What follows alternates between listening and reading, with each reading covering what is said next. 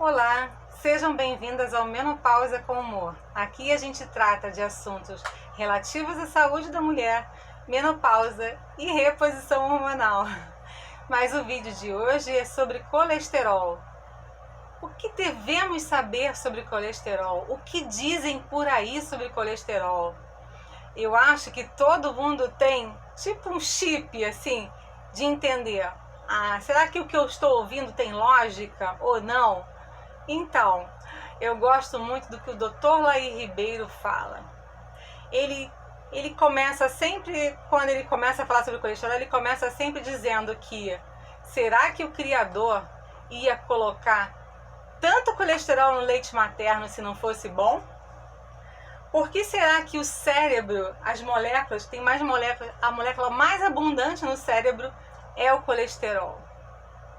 Eu me recordo que o meu esposo foi ao cardiologista, ele tem um problema no coração, está sendo tratado, mas ele foi no cardiologista e a gente chegando lá, né, eu perguntei para ele, e o senhor recomenda controlar o colesterol, passar algum remédio, uma estatina? Aí ele virou para mim, médico das antigas, virou para mim e disse, colesterol é protetivo do coração. Ali eu constatei o seguinte, que o médico que gosta de estudar, o médico que acompanha a atualidade, exemplo do Dr. Laí Ribeiro, meu Deus do céu, a gente tem que seguir sempre esse homem.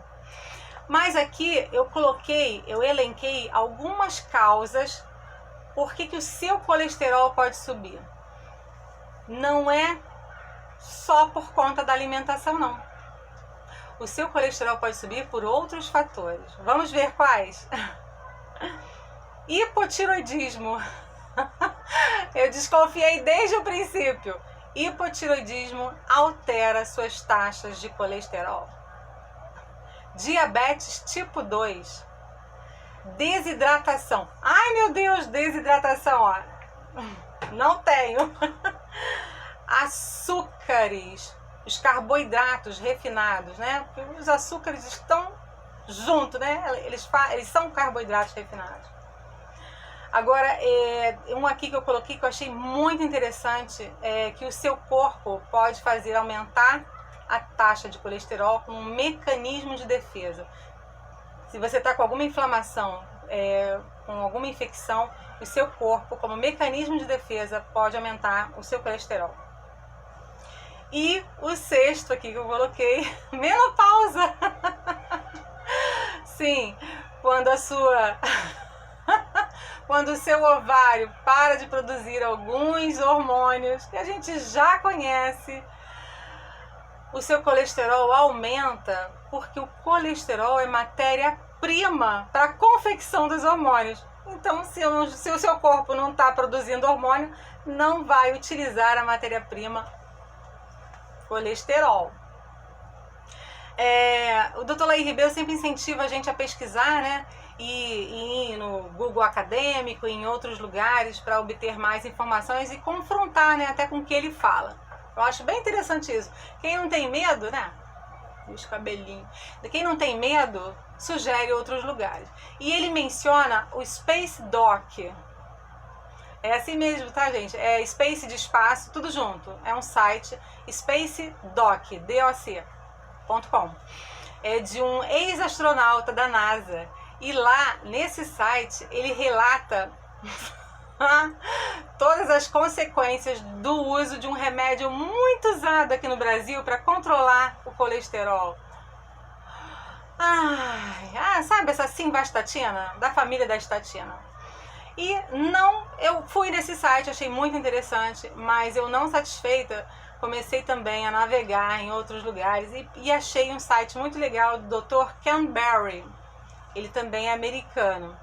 E tem umas consequências no uso desse fármaco. Então aqui eu também descrevi. Número 1, ocorre muito dor muscular. Então você que já está na menopausa, cheia de dores por conta das quedas hormonais, ainda toma esse simvastatina da vida, aumenta a sua dor. Herpes, mas não é aquela herpes comum não, herpes zoster. É aquela herpes maior, sabe? Meu pai teve uma herpes zoster aqui no rosto. Coitadinho, sofreu tanto. Diabetes tipo 2. Então, quem usa um remédio para combater o colesterol, para diminuir a taxa de colesterol, pode desencadear um diabetes tipo 2. Memória, altera a memória. Inclusive, esse ex-astronauta do Space Doc, ele relata problemas de memória sérios com o uso da estatina. Ele era um astronauta na época e fazia exames periódicos, e o médico fez um exame dele de sangue e constatou colesterol alto e prescreveu uma estatina lá da vida. E sim, ele teve um problema sério de memória, ele estava caminhando e não sabia mais onde era a casa dele. E ficou por vários minutos com esse problema. E depois, mesmo reduzindo a dose, ele voltou a ter o segundo episódio disso, e aí ele, claro, parou de tomar e criou esse site. Vamos lá! Muito interessante. Fadiga. Então, a estatina, ela é conhecida como roubador de memória e roubador de energia. Ai, Jesus! Agora, o mais sério aqui, ó, pra gente na menopausa. Gente, tudo é sério, eu sei. Mas eu acho que esse aqui, sei lá, um dos piores. Inibe a produção do DHEA. DHEA, né? Aquela sigla, DHEA, dehidroepiandrosterona, o precursor da testosterona. Então, vamos lá. Você está na menopausa, o seu ovário já não produz mais os seus hormônios tão importantes, progesterona, estradiol, né, os estrogênios lá. E aí você conta com a sua suprarrenal, né? Aquelas glândulas que ficam acima dos rins, né? Uns chamam de adrenal, as adrenais. Então você conta com a produção da testosterona lá na sua suprarrenal. Aí você toma a estatina, porque eu quero ficar bem, eu vou controlar o meu colesterol. E você toma então esse remédio, e aí ele inibe a produção do DHEA. Era a sua única fonte de testosterona.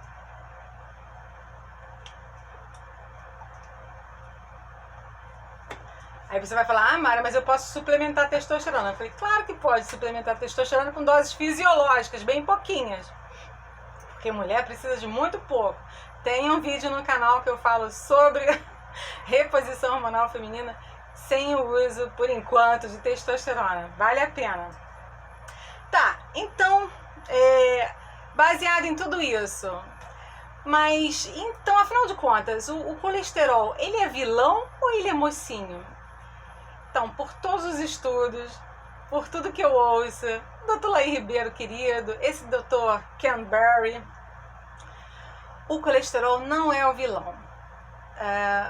Para você ter uma saúde boa, principalmente na menopausa, se preocupe em retirar a farinha de trigo, né, e açúcar, os carboidratos simples, porque o vilão é o triglicerídeo.